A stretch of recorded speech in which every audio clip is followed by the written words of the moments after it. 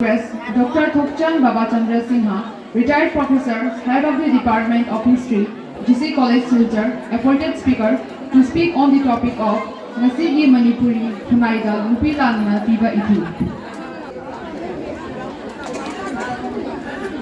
Ngasigi ayon da piba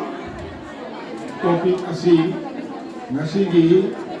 Manipuri, Khunaida, Nupilan, piba, Ethil haiba. Nupilan di Ethil si hiramda ay bigi mamanda aina kara khaji background ko hiramde Manipur di Nupilan koyok na warida maruoy matobok amani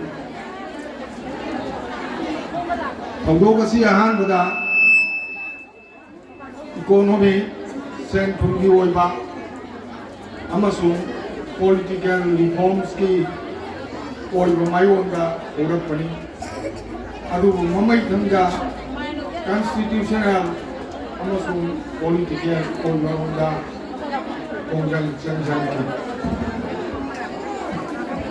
lau singu na mapung oiba Sribar asida Nupi singna lauri bathogang Khunaida lauri bathogang Thokchom na singha ngai lau bagi pot puthok podagi hawduna kai ken da chinja yon balaiba kunna makasida sarukja Maitei Nupi singna asuk jamna sen kumgi mai gaida kumang jausan nabagida makta thongdan lawrabasu Khunaida makoi di that asi aduki maru oina laude matamadu da chanaramba Nupilon ba haibasina makoi di that asi nemna amasung Khunaida maning thungdaba Kangluk amaw na layani.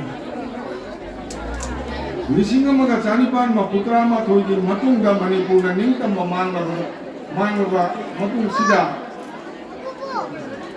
sida da Maitei Nupi singna sen thumdi oiba amasung rasanti lu oina thongdanda saruk dama hulaki. Lising mga chamapan tare Lainga ki daito mapung thana Maharashtra changi mapamda sinaki Madhamaduli British ki political agent amasung Maharashtra ki niyot minay kiniti oiba Lainga ta Maitei Nupi singna Laan hawaki Lising magsamapan kuntramapan di Laan asili maruoy ba maramdi Chaning jenggana kahena Mapanda cheng pathokhiba Karwar walar sing Mapanda ki chansil lakuna Manipur ki kaithen da saruk jaraba motor gari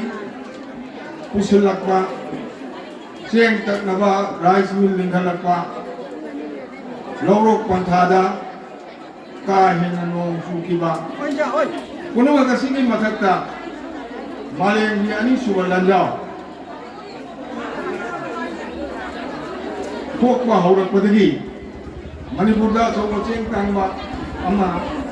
thoki chak tangba ama thoki Inung manunggi awar apa puriba Kajian dekat tu na, lagi kejuan bagi singha tau puriba. Maitei Nupi singgi wabagi pandolong ki, upai leite, tirang kok pandatana, asin mo bibang masida.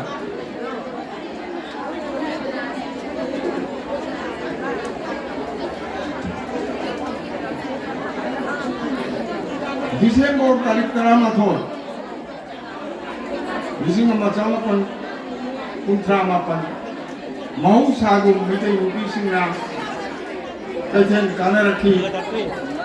adubu makoina